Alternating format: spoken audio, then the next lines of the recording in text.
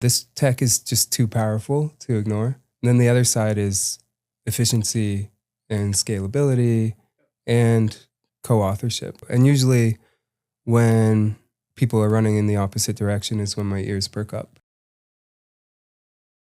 Guys, welcome to the pod. Welcome to the show. You flew in today. I did. You flew in this weekend. You drove here today. I drove. I Ubered here today. Safe travels. Guys, appreciate you being there. How we doing? Good, man. How are you? Good. Doing good. Thank you. What was the kind of the starting point for Doodles? How did it kind of come to be? Kind of like the origin story. Yeah, I think the origin story is fairly well documented at this point, but Evan reached out to me. I was on, do you remember Foundation? Yes. Yes. So I was minting some one-on-ones. I was working with a friend who's still high up at Doodles, Elfie Motion. We were minting one-on-ones on Foundation, and Ev was bidding on one, and I think he lost the bid, but I lost the bid, yeah, unfortunately. But then he started messaging me on the side, and then we got talking, and he floated a few concepts, and then we landed on the idea of a collection, and we worked on it for 8 months, something like that, and then launched in October of 2021. That's so nostalgic. Yeah. It was exciting. I had no clue that it was gonna sort of move the mountains that it did. I just worked on it almost as like a freelance project that might do something, might not, and it did something. So yeah. I think it was the art. Like people say that kind of in a cringe way, but I mean it. Like the art was something we've never seen before. Like even to this day, even like Hollywood production and like other studios at like the mass corporate level, like they've never produced something to that degree of like concept. I pride myself on being a world-class artist, and I do think that there was an open lane there because there was a lot of excitement around the tech, around the community, but there was definitely a lack of serious art. There was sort of art that had been stolen or was sort of a Fiverr type of approach or just generic. And we came in with something really special. Up to that point before Doodles, what was kind of, I guess, the biggest milestone in your art career before Doodles? Yeah, I was working with Facebook. I had just finished a 2-year contract with them doing iconography, but it was a lot of work, and I was a team of one, and I was kind of hit a ceiling on what I could charge and what I could do in a day, and I was good with that, but I figured that was where I would sit for the rest of my time as an artist, and then my world exploded. So. Ev, you mentioned before we're talking, obviously, like backstage, what you did before COVID. Has that helped at all? Anything with your career at Doodles? I think so. Yeah. So my background, at Dapper Labs and CryptoKitties, and then I moved into mobile gaming at Kabam. So definitely the gaming component has helped me in this role. Even talking about the original collection, like there's so many elements in terms of traits where we just came up with like so many different fun things that really pulled from gaming and things like that. So yeah, around the COVID era, we were all locked inside. We were playing lots of video games, and I think that inspired a lot of the traits in Doodles, which you can see come through the collection. They're just so interesting and fun. Yeah, actually, I get all of the credit for the traits, but Ev was instrumental in that, and I would show him a bunch of sketches, and he'd be like, "That one slaps." I don't know about that. You were taste testing. You were pretty much taste testing, is what it was. Yeah, well, Ev's a tastemaker among tastemakers, and he knows when something is good. Ev, where do you think your taste making came from? Like, have you always been a guy that's kind of like gotten things right on the side of culture, on the side of community, on the side of pretty much being the right side of history? Because I think like you see a lot of folks like they make predictions and shit, and they might get like 1 for 10. So how do you think you got that skill? Because it is a skill set. People hire for that as well. How do you think you got that skill set and something you think you could train for? I don't know if you can train for it, but definitely like as I've gotten older, you kind of get better at it. Or worse. Yeah. But just thinking back to, what initially got me onto Scott's art was just the beauty of it. It's just so different to anything that I've seen before. And one of the things that we say is that Doodles is an interruption from your regular programming. So when you're scrolling the timeline, you see a Doodles post and it's just, it catches you off guard. There's something about it. And I think that's what tastemaking is about, is just seeing the differences in things that aren't apparent to everybody else. Yeah. But I think just like music, movies, video games, just all this kind of pop culture is really what's influenced my life personally. Doodles had this massive rise. You guys are still rising. You guys are taking on new things. What was Doodles' brand back then? You had to sum it up in one word, like during like the absolute mayhem and craze. One word to describe Doodles, what it was back then. I think innovative. Yep. Just looking at the different products that we put out. Like we obviously did the 10,000 PFP collection, which, it wasn't innovative. We copied a model that had been working. But when we put out Space Doodles, it was something that was completely different and new. And that was kudos to Jordan Poopy Cat, that came up with that expansion without dilution. Yep. And it wasn't really appreciated at the time. Why not?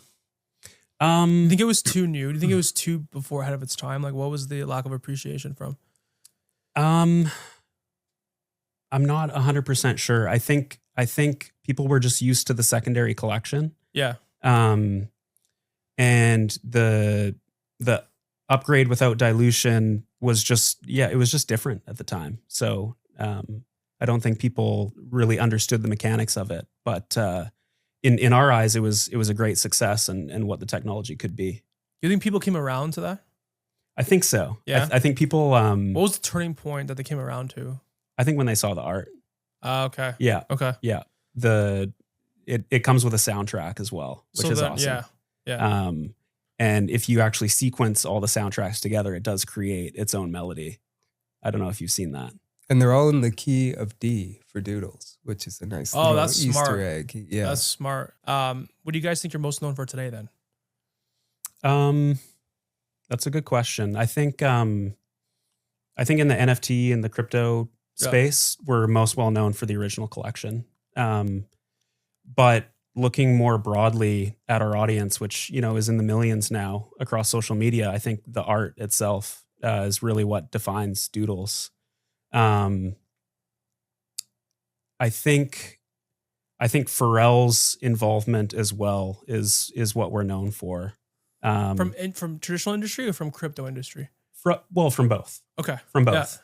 Yeah. But Can't Hold Me Down, the music video has, I think, 16 million views. Yep. On crazy. YouTube has crazy. That's one of the best things we've ever put out. Yeah. For sure. I love it. It's just a perfect depiction of what the brand should be and feel like it's aged up. Yeah. Has more than, I think it's 40 something million streams on Spotify, which is, it's just insane to think. It's crazy because our most vocal community is on Twitter, and that's who we see the most. Yep. But you forget about all the people that have come to see Doodles through these other activations like Spotify, like YouTube. So, and then lastly, I think a lot of people know us because of the Golden Wolf acquisition. That too. Yeah. That too. You guys were early to that, by the way. You guys are very early to doing that, like that agency we were the model. first. You guys, so like you guys were early to doing that. Yeah. There's if we unpack the art a bit further, it's like this thing we call playful cynicism, which is the art is cute and palatable at a glance, and then you look deeper and there's some kind of macabre twist or sort of social narrative and things. So you go on this little short journey, and I think that's something we're really good at, and it's something that our more passive global audience really enjoys. Some of our sort of darkest, weirdest pieces have been the most viral. Well, think about it, like 4chan is like very popular, and these subset communities of like, I guess people consider them weirdos, but they're actually not weirdos, are like, it's like very popular worldwide. So like doing things that are kind of like, I guess not the norm, actually resonate with a ton of people worldwide. Yeah. Well, right? I mean, it's like not kind of playing within the box kind of opening the label and getting out. Yeah. And then doing something completely that's a great point. And I think Doodles is known for that too. It's sort of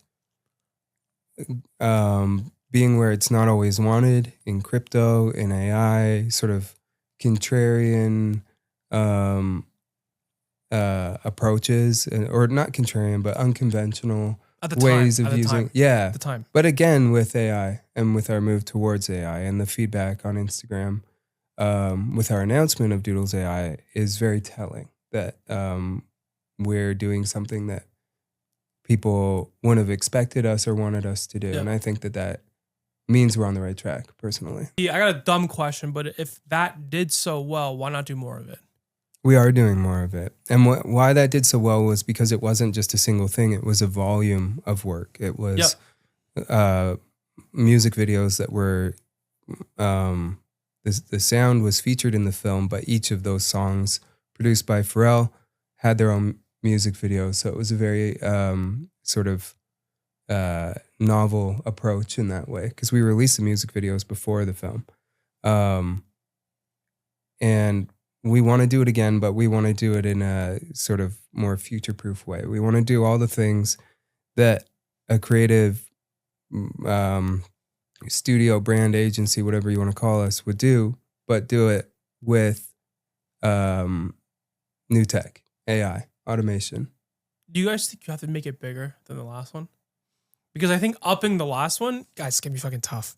Like in terms of like the distribution, who was involved in that last piece of content that did You 16 underestimate million? us. No, I don't. I just think, guys, it's a you got the best names in the world.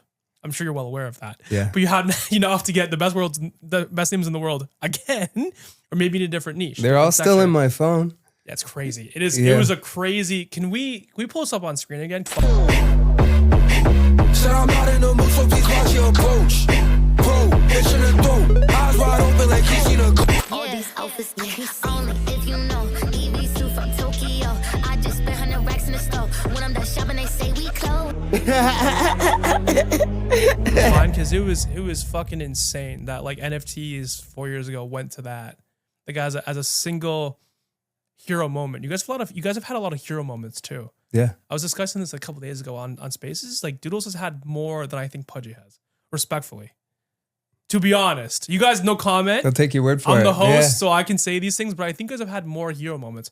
You guys are making a huge pivot, not pivot. I said this off air and you corrected me. What'd you say? What was the proper term? I said Expansion? it's not as much of a pivot as it is an expansion. There you go. So yeah. My recall is good. Yeah. Doodles formed through strong IP and taking advantage of new, somewhat wonky, contentious tech. And we're doing it again with AI. We're carrying over the things that are true and proven with the brand, which is premium IP, fandom, and technical know-how, and applying that to AI. When did it become like a real thing for you that like AI is like legitimately here and it's not going to go away? Because I think a lot of people haven't had that turning point yet of like, hey, this stuff is like fucking very sticky and it's actually implementable and it's like actually, you know, like, how can I say this? Like, it's tangible. Mm-hmm. It's not just like the fucking open claw stuff that kind of feels a little bit of a fugazi. Mm. Yeah, I tweeted in 2023 that, you know, the genie was out of the bottle. I don't remember exactly what I said, but John, pull up a tweet if you see this. yeah, we'll find it. And it aged well. And it's interesting because I speak from two sort of sides of the aisle where I'm an artist, but also, you know, the leader of a business. Yep. Artists are all viscerally opposed to this technology. Yep. I think that's through fear, and it's warranted, but this tech is just too powerful to ignore. Then the other side is, you know, efficiency and scalability. Yep. And co-authorship, which is what we're very excited about. And usually when people are running in the opposite direction is when my ears perk up. Do you think it means, from an artist POV, do you think it means less because less time was spent on the thing? No, I don't. Okay. I think ideas are king. I think Yep. they always were.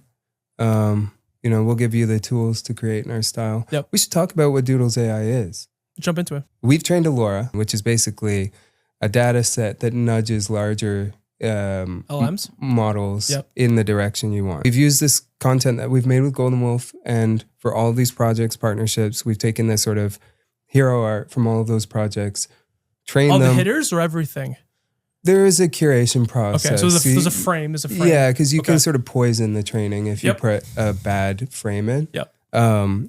You attach metadata to it. If it's a Yep. drawing of a dog, you say this is a bit of an explanation. You give all of that to this training process, and then it learns the style. It learns the palette, the shadow temperature, line density, visual density, floating eye, which is something that most models just cannot figure out. And now we've had it, it's turned into math basically. And so now we can draw anything we want with this style. So we've been using it internally. We've gone viral with, Like GIFs and stuff on Twitter and even Instagram. no, TikTok? Instagram with narrative and sound. I mean, there's a bit of compositing. We haven't replaced the pipeline. We've just shortened the slow bit. And there's, obviously this is extremely cost effective, but also we can talk about things as they're happening, which is a key component to going viral online. You guys framed it interesting too, because you said it was like Doodles AI, which leads to all encompassing purposes. Yeah. Versus just saying, yeah, we're leveraging AI tech for the individual software, the team and capabilities and all that shit. Why was it framed out as like Doodles AI as kind of a, how can I say this? Like a, kind of like an all-inclusive venture. So what Doodles has that a lot of other IPs don't is an understood style that can be applied as a lens to anything. We could take a photo of you right now, which and we make it should do. Doodles. Yep. And we'll pop that up on the screen, Yep. but we'll doodleify you, or however we're gonna phrase that. But You guys should create a concept for that, by the way. You guys should actually coin a term and then start doing that. well, we have always called it a lens. But I would make it like the lens is too corporate. I would almost like, this is my idea. You guys can sift through it or say it's shit, whatever. I would almost like create like a doodlefied term and then start using the software and use it as like a lead magnet for like people worldwide and see what you can actually turn into like doodle characters. Where you've done it for Lil Wayne and Kai and all that stuff, but do it at a faster scale or do it in bunches. Yeah. Well, that's exactly what we're releasing next week. There you go. Is Doodles AI, and our first model is called PRISM, and okay. and the idea is light goes in and color comes out. So that's our image model. That is the key component to everything we build after that, because that codes things in our DNA, and then I can use it. I can use Prism. yeah. And free credits with every sign up. But yeah. I have my laptop in the car. It's magical. We take anything, put it in. And it's 20 seconds later, it's in okay. a beautiful. We'll put some art up right now. So I can like take random photos like with my dog or something, and he'll turn into a doodle fire through Prism. So that's the very first step, and then we'll have ways of taking advantage of those outputs. We're partnering with a company called Womp that has mastered a multicolor 3D resin print process. So you can take your dog, turn him into a doodle, or her, I don't know. He'd pass away, but it was him. Oh, I'm so sorry. But still, a photo of him, and might even be more reason to do that. And then you can have a vinyl sent to your door. And this whole pipeline will be fully unsupervised. Shit. No human intervention. See, now that's interesting. That's one of the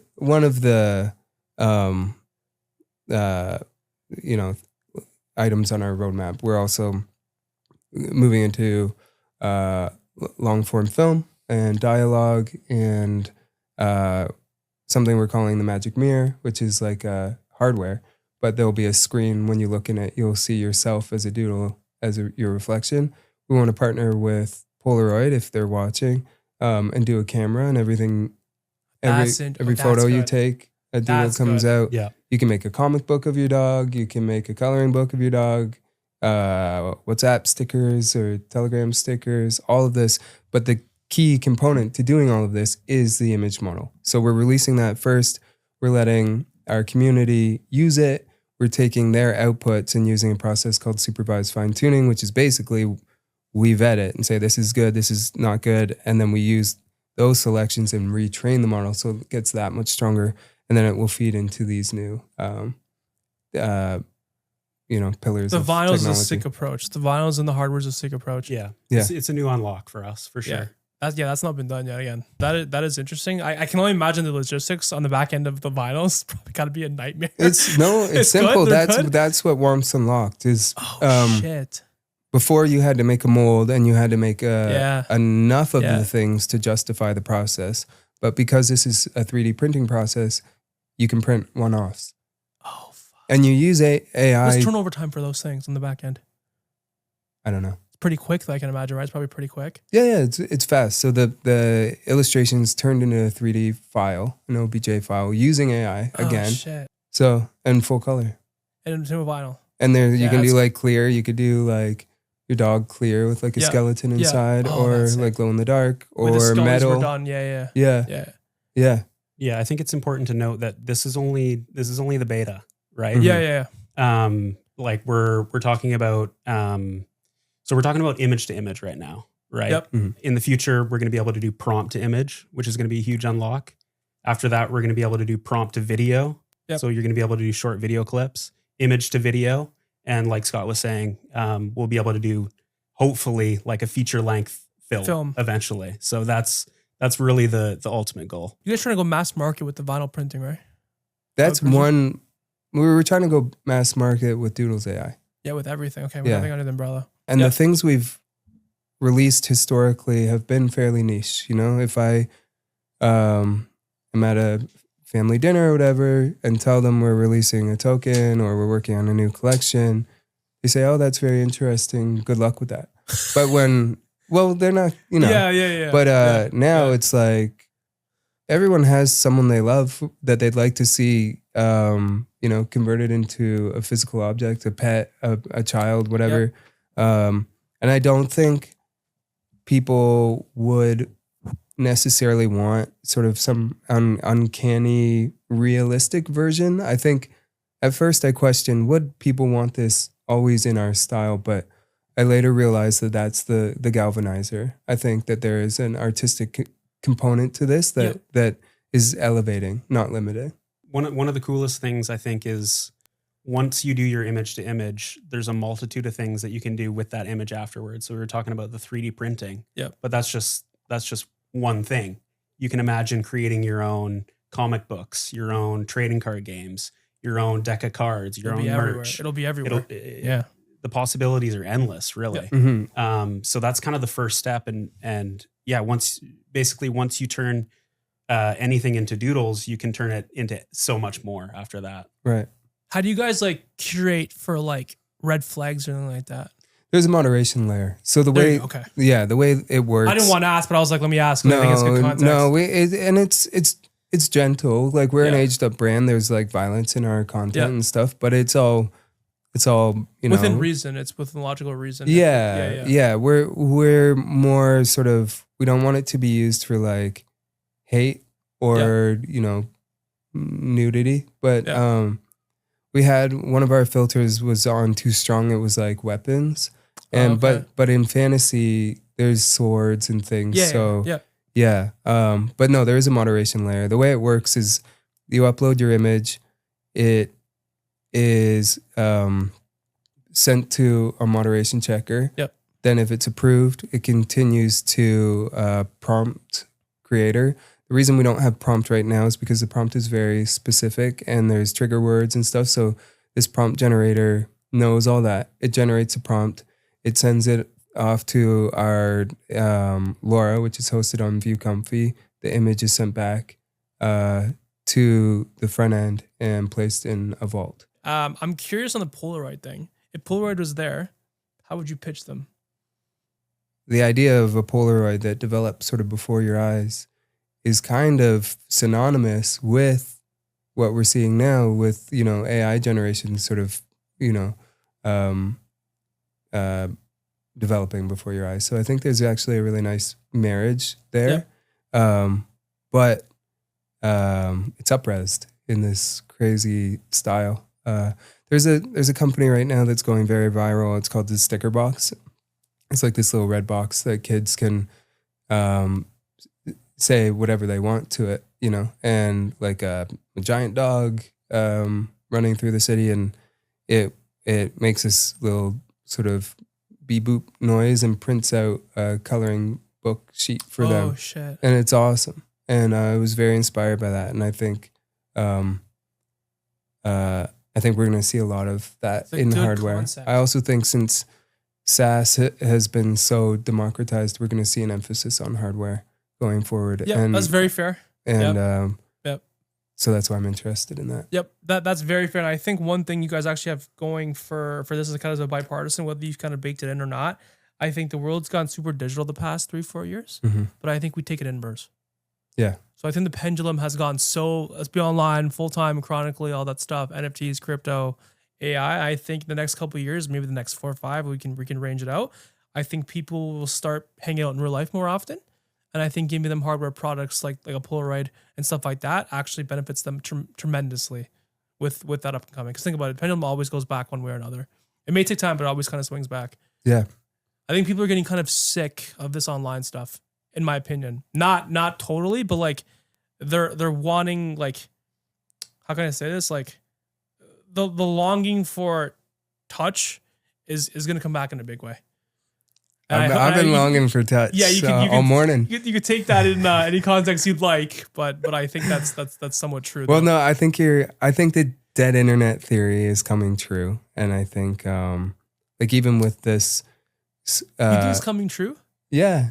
Well, I mean, even with this tension in the Middle East, yep, most of the videos on day one were deemed AI. And there's a lot of people using that because they get crazy engagement and they can benefit from it. And yeah, people are doing that. I think what's cool about what we're doing is there's no question that it isn't reality. So it's kind of immune to the dead internet thing. And I think there'll actually be a lot of interest in things that aren't claiming to be real, because you won't really know what's real versus what's not unless it's just, you know, proudly animated and stuff. So I think there is actually a lane opening up on that side. It came from a human, so there's still brand equity behind it. Yeah. Is what it is. But it's not misleading. Correct. But yeah. One of the weird things though about Doodles AI is the automatic AI like flaggers that deem content AI. It doesn't actually pick up on that. Yeah. Oh, no fucking way. Yeah, it can't tell. Because it's an isolated model. I'm not sure what the technical rationale for that is, but it doesn't know. Do you think there's already like a system on the back end in some place where like your art is recognized there, the Doodles IP is recognized there as human drawn, so it doesn't pick up on it at all? I don't like maybe it's from. I would have to know how it decides in the first place. I think if you're using an over-the-counter generator, there probably is some kind of code in the image that is, you know, tells it. And because ours is proprietary model, maybe it doesn't have that. Yeah, I honestly, I'm speaking out of turn. I have no idea, but it is. Do you think it tracks product, like history of content production? So like, because you guys have so much content on the internet already that's gone viral, do you think there's a possibility that's from layer familiarity? It's like, I would assume that some of our content has landed in training data. I would think that's safe to say. Yeah. Another thing that Ev and I debated for not very long, but was the discussion of like trying to take a wide arc around the issue people take with AI and not call it Doodles AI. So what do you mean wide arc? Well, basically, from a branding standpoint, we called it Doodles AI. We just went head on and said this is AI, like rather than being like rip the Band-Aid off. Yeah, got it. Okay. Yeah, because we think that's I think being a better way to go. I think being intentional is good. Yeah, I think being intentional is good and telling people exactly what it is and not having them jump through hoops or conclusions, especially when it's a new thing. and actually landmarking that you're doing this thing early before other people doing it is probably the best way to do comms, in my opinion, at least. Yeah, ours too. So I would agree with that. How long did that discussion go for? Like, should we call it Doodles AI? Should we not? It was like less than a week, I'd say. Okay. Yeah. We decided to just spearhead it, like take it head on. Yeah. But I think it's mostly in part because we're doing it in a responsible way, which is training our AI on our own IP, which is completely different to what most AIs are doing right now. I'm just kind of curious at the conversations. What was the we shouldn't do this conversation piece? Like, it was the against going ahead on. We had started calling it as a working name, the slop machine with a P. Mm-hmm. Because you can kind of spin and roll, and some of them were very, very successful. So it was kind of like a slot machine. It was AI slop. But as the generations got more consistent, it was less of a gamble. So that side of the metaphor didn't make sense. And then also I've pointed out that slop will be it will be a very 2025 term. And we think just like, if we want this product to be future proof, we don't want to anchor on terms that are of the time. It was very of the time. You know, like AI slop was just such a term used online. We didn't want to kind of isolate ourselves to that period of time. We wanted Doodles AI to exist past that. Yeah, I thought that was great advice, and so that's something we said no to. I want to talk about the Hollywood stuff as well. We mentioned this kind of off cam. Like, obviously, AI is probably threatening like their studios. You guys also have a studio as well, and you guys are going to kind of go the long form video, which is inevitably, I think, where we're going the next 3-4 years. How do you think AI is going to impact like some of these traditional massive studios that have done production for like $1 billion films and for years and years? We're in a bit of a sweet spot because there's a lot of brands that are too small and don't have the sort of components they need to train a model, and there's a lack of demand. So they can do it, but there won't be a market for it. Then there's other companies that are too large. They have buildings full of people. They have they need to admit obsolescence before they can plunge headfirst into this new tech, which causes a lot of turbulence. Yep. And so they're slow to do it. You know, they're sort of defending the past, and we're seeing a lot of sort of traditional studios move quite slowly on this, even though they have the faculties to move quick. Yep. So we're in a really sort of interesting middle ground where we're well recognized but nimble, and that's great for us.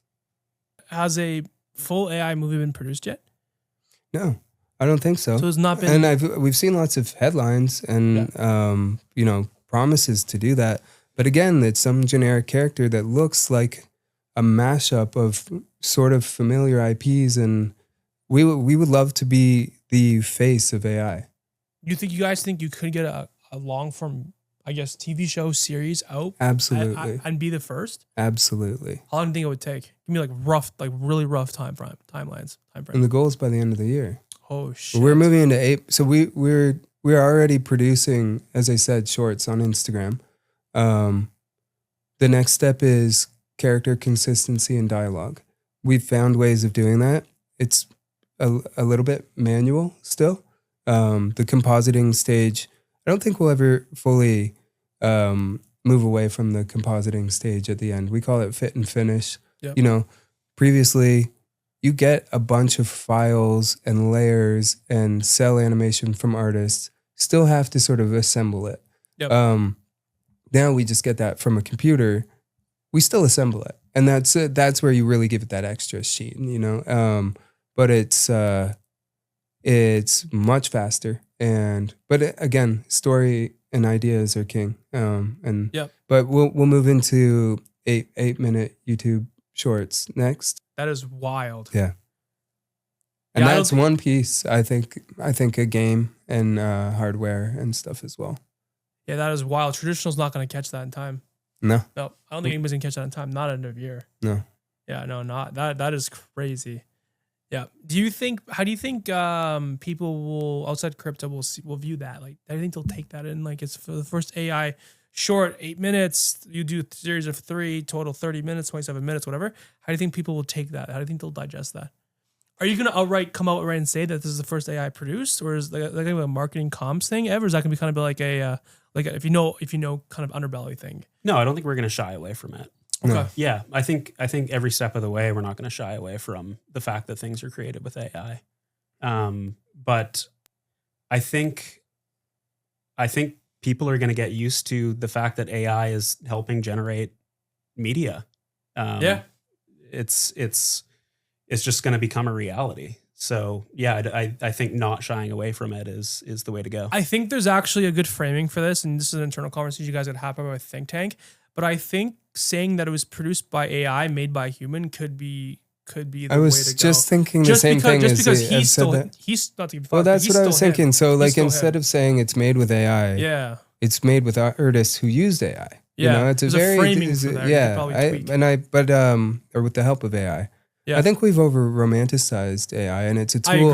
I agree. Just like any other, but it's a tool that's available to everybody. You know what it is? It's the slogan of AI that's scaring the fuck out of people. The way that NFTs still scare people today. Mm. When you say it like it's an abbreviation AI for what? Artificial intelligence. It sounds fucking scary, guys. Yeah. It's a comms thing. It sounds fucking scary. Even when you say NFTs, it kind of sounds like 2021. That's why like we've reframed it digital collectibles.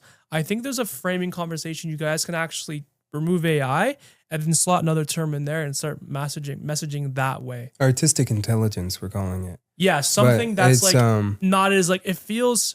When I hear AI, like it almost feels like it's coming from me, my job, my thing, and people get really protective. So it almost comes like a little bit of a natural push because of like what they've read on the internet. That it's take my jobs, we're gonna lose our jobs. Like, why would I watch something that's gonna take my job? Fuck that. It's not very warming and romantic. Yeah, but if you watch it and it moves you the same way original art does, you're gonna forget really quick. Have you guys gotten like any like calls of like AI at all with what you guys got on in the pipeline? Yeah. Like in terms of like traditional studios or people that like wouldn't call you like regularly now reaching out because you guys updated infrastructure. Yeah, we're in talks with major AI companies. That is And fucking crazy. They have the tech we need, and we have the vision and taste that they need, and they're the first to admit that. Like the ones that I would know you guys are talking to. Yeah, That's crazy. and yeah. So we're still working through the paperwork, but they'll be. Can you say a little bit more on that? Like what's like, not you don't gonna say the deal, but like what's kind of the outcome you guys want from that?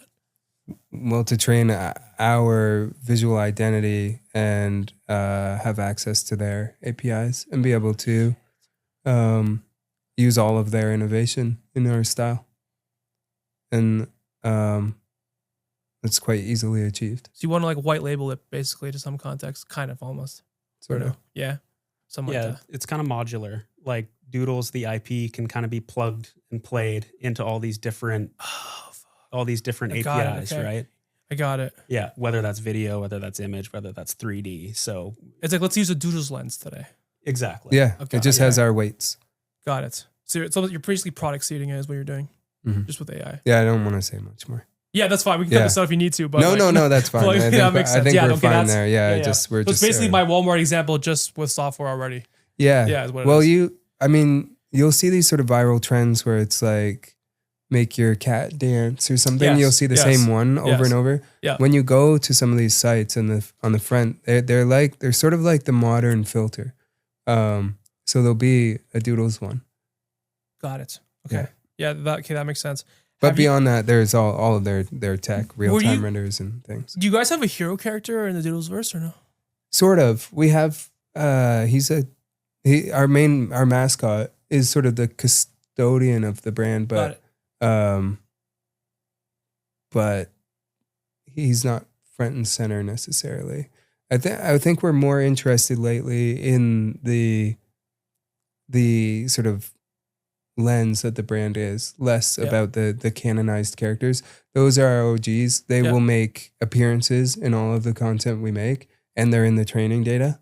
but we are also interested in co-authorship, and for that we need to allow people to see themselves as Doodles. Is there a way to like proliferate the hero character in the IP with the current UGC model you guys are working towards, or no?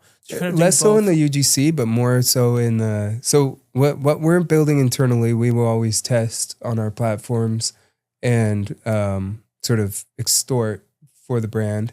That will have our canonized characters in it, and then we'll release that tech, but you can be in it, and then eventually the two will merge, and you will be in our films.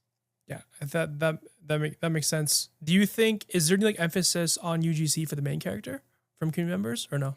So, or the OG characters, we call them the OG characters. Yeah, so our original training sets basically trained on those characters. So if you have sort of nondescript haircut, then you'll get one of those basic traits. Okay. If you have a sort of important to the image haircut or outfit or something, then it will start to acknowledge those. So it is interesting, this sort of balance. It was kind of unintentional, but it works really well. Yeah, but it worked out. Yeah, I think one of the things too is like we don't know until we launch it. Like we don't know. That's true too. That's true. We don't know how the community is going to use this product, and they could create a whole new story using some of the main characters that we never thought of, and it could turn into a really big thing. So yeah, I'm just excited to see how people actually use it. Yeah, I am too. I predict 3 ways. There's the sort of just personalization. You see yourself. Then there's cultural mashups, take no memes, politicians, whatever, and do this. And then full blown like world building, where you invent your own worlds and create your own thing. Yeah, but we have this sandbox that we call the Doodleverse, which can have as many planets as it wants. You know, it's infinite. So the idea is people will make games in the Doodleverse, and then you can like sort of pay to play each other's games. And it's quite perfect. I don't think we ever knew how well we were setting ourselves up for this new sort of sorcery, but here we are. Do you guys have a touch point at Snapchat? Yeah. I think you're already kind of smiling. I think the embed of the tool into Snapchat with already current AI filters makes sense. When I was running through the list of the future product enhancements, I forgot to mention that real-time AR is part of the roadmap as well. Oh, there you go. Okay. Yeah. So do you think it's easier to create IP that people love today, or harder? 0 to 1. So if like just 0 to 1 meaning like nothing to like something, when I consider something, we can quantify that as followers. So there's at least some form of product market fit for folks that want to follow this stuff. I don't think the level of difficulty has changed. I just think the value we put on an IP is harder to achieve. The way that we consume content is so different now that it's hard to reach the masses. The same way that